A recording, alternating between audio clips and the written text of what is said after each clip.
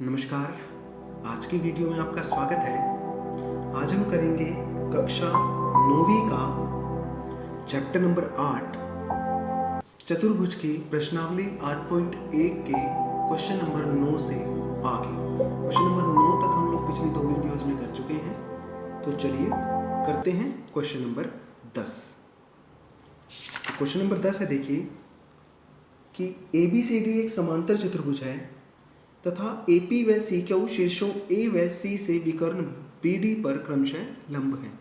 दर्शाइए कि त्रिभुज APB सर्वांगसम है त्रिभुज CQD के, और दूसरा है AP बराबर CQ। तो चलिए सबसे पहले दिया है में हम क्या लिखते हैं, जो दर्शाइए से पहले जितना भी है हम उसे दिया है में लिख सकते हैं। मैंने पहले ही बता दिया था ये। चलिए हमने लिखा कि एक समांतर चतुर्भुज में AP लंब है BD पर और CQ लंब है BD पर, क्योंकि दोनों विकर्ण BD पर लंब है। सिद्ध हमें करना है कि त्रिभुज APB सर्वांगसम है त्रिभुज CQD के, और दूसरा हमें सिद्ध करना है AP बराबर CQ के। तो चलिए प्रमाण करते हैं कि त्रिभुज APB व त्रिभुज CQD में, देखिए त्रिभुज APB व CQD में सर्वांगसम दिखाने के लिए हमें 3 चीज़ें बराबर दिखानी होती हैं। त्रिभुज APB CQD। तो देखिए क्योंकि ये समांतर चतुर्भुज था, समांतर चतुर्भुज के सम्मुख भुजाएं बराबर होती हैं, तो AB किसके बराबर आ जाएगा, CD के। पहला। दूसरा, क्योंकि ये लंब था AP और CQ, तो ये लंब हैं तो दोनों 90 डिग्री के कोण होंगे। तो कोण APB बराबर है कोण CQD, दोनों 90 डिग्री, ये लिखा है हमने। और फिर AB समांतर CD था और DB या BD एक तिर्यक रेखा थी, तो उसके एकांतर कोण कैसे होंगे, बराबर, यानी कोण 1 बराबर कोण 2 के एकांतर कोण। देखिए 2 कोण बराबर आ गई, एक भुजा बराबर आ गई, त्रिभुज सर्वांगसम हो जाएंगी। त्रिभुज APB सर्वांगसम है त्रिभुज CQD के, 2 कोण बराबर थे, एक भुजा यानी एंगल साइड एंगल रूल से। और जब ऐसा हो जाए यानी त्रिभुज सर्वांगसम हो जाए तो क्या होता है, उनके संगत भाग बराबर होते हैं। APB की भुजा AP और CQD की भुजा CQ, तो AP बराबर CQ, CP CD। चलिए करते हैं हमारा क्वेश्चन नंबर 11। क्वेश्चन नंबर 11 है कि त्रिभुज ABC व त्रिभुज DEF में AB बराबर DE, AB समांतर DE, BC बराबर EF व BC समांतर EF शीर्षों ABC को क्रमशः शीर्षों DEF से जोड़ा जाता है।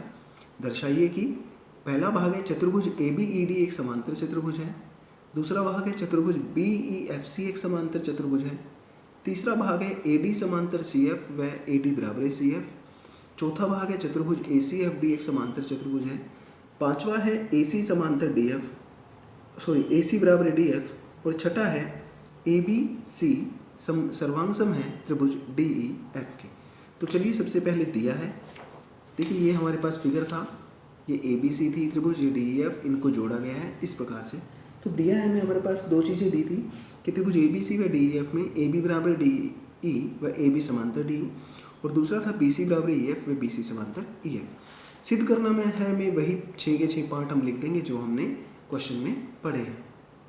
हम चलते हैं अपने प्रमाण की ओर।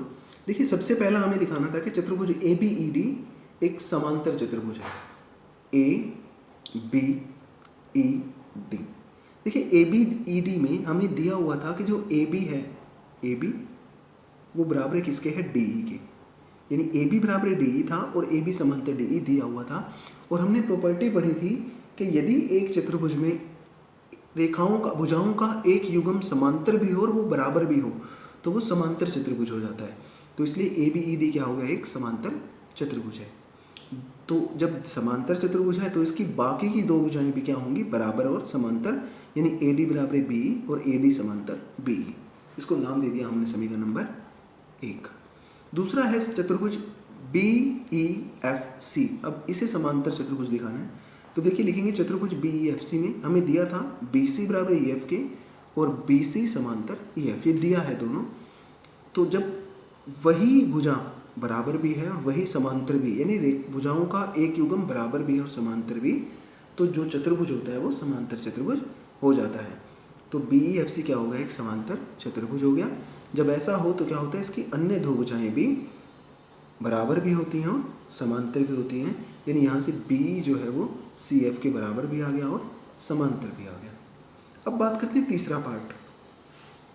तीसरे पार्ट में हमें उसने कहा कि AD समांतर CF और AD बराबर CF हमें दिखाना है। तो देखिए, अब समीकरण नंबर 1 और 2 से यदि हम देखें, समीकरण नंबर 1 में कहा कि AD बराबर B और 2 में कहा B बराबर CF, तो AD किसके बराबर आ गया? CF के। AD समांतर BE था और AD समांतर CF, तो BE किसके समांतर आ जाएगा? CF के। या AD किसके समांतर आ जाएगा? CF के। यानी AD समांतर BE और BC समांतर EF, सॉरी ये था। तो यहाँ से AD किसके समांतर आ जाएगा? CF के। अब देखिए, AD C में CF के समांतर है और AD CF के बराबर भी है, तो ACFD इसके अंदर दो भुजाएं जो थी ये वो बराबर भी आ गई और समांतर भी आ गई। तो हम क्या कह सकते हैं कि ACFD क्या है? एक समांतर चतुर्भुज है। जब ये समांतर चतुर्भुज होगा तो इसकी अन्य दो भुजाएं भी बराबर भी होंगी और समांतर भी। तो यानी क्या हो जाएगा? AC जो था वो DF के बराबर भी हो जाएगा और उसके समांतर भी।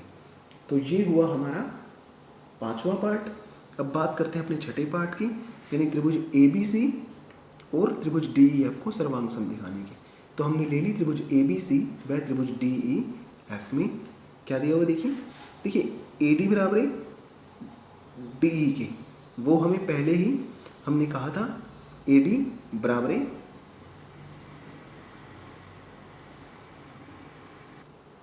AB बराबर DE के, जो हमें दिया है पहली भुजा। दूसरा BC बराबर EF, ये हमें पहले ही दिया हुआ था, तो ये इसके बराबर। और AC बराबर DF के, ये हमने अभी भी सिद्ध किया है। तो क्या हुआ? इस त्रिभुज की तीन भुजाएं बराबर हो गई, और बराबर हो गई तो इसका मतलब क्या है? त्रिभुजें सर्वांग सम। तो त्रिभुज ABC सर्वांग सम है त्रिभुज DEF के। तो चलिए चलते हैं अपने क्वेश्चन नंबर 12, यानी इस एक्सरसाइज के लास्ट क्वेश्चन की तरफ। क्वेश्चन नंबर 12 है कि ABCD एक समलंब है जिसमें AB समांतर DC व AD बराबर BC है। दर्शाइए कि कोण A बराबर कोण B के, कोण C बराबर कोण D के, त्रिभुज ABC सर्वांग सम है त्रिभुज BAD के, और विकर्ण AC बराबर विकर्ण BD। तो चलिए करते हैं इसका हल।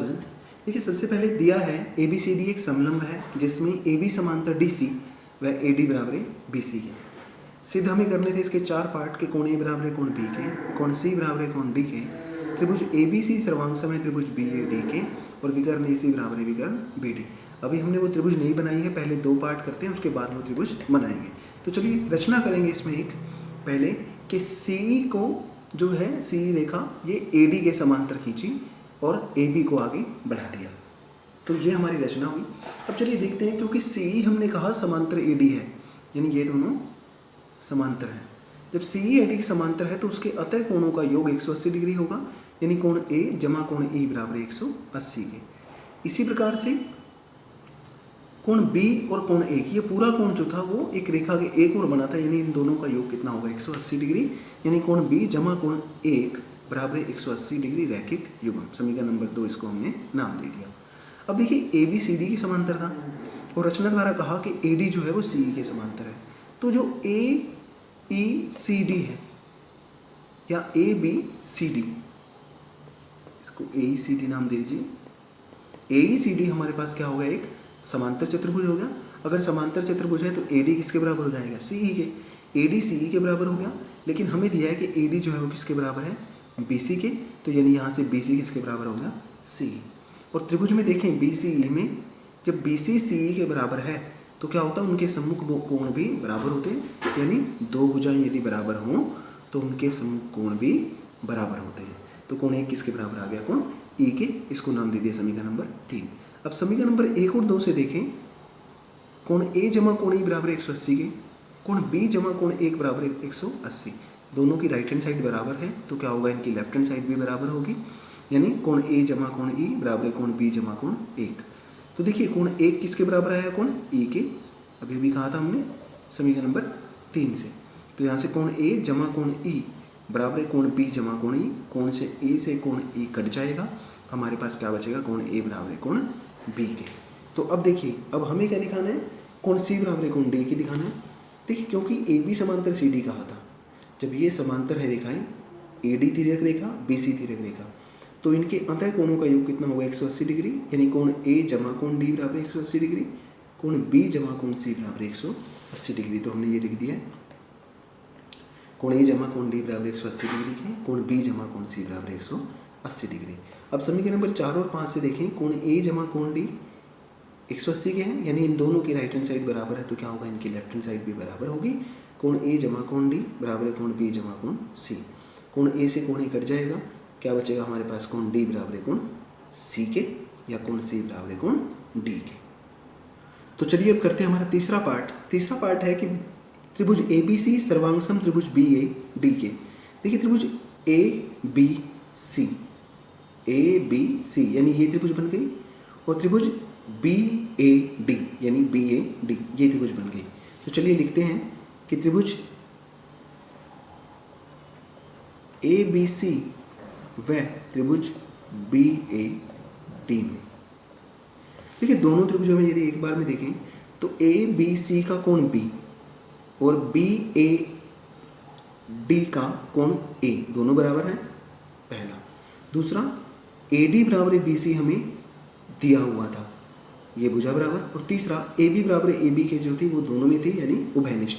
तो तीन चीज़ें बराबर, यानी हम क्या लिखेंगे, पहला ए डी बराबर बी सी के, ये हमें दिया है। दूसरा कोण ए बराबर कोण बी के हमने सिद्ध किया था, ये इसका पहला ही पार्ट जो सिद्ध किया। और तीसरा इसमें एक उभयनिष्ठ भुजा है ए बी बराबर ए बी की। तो देखिए दो भुजाएं,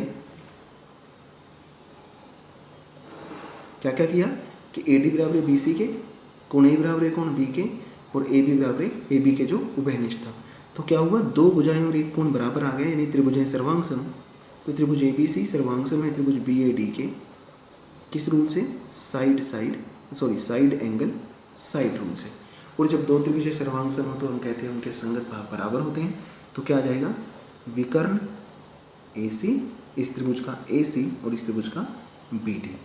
तो विकर्ण ए सी बराबर है विकर्ण बी डी, और यहाँ हम लिख सकते हैं सी पी सी टी।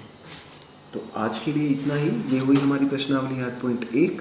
अगली प्रश्नावली और आगे का काम अगली वीडियो में। तब तक के लिए गुड बाय, थैंक यू।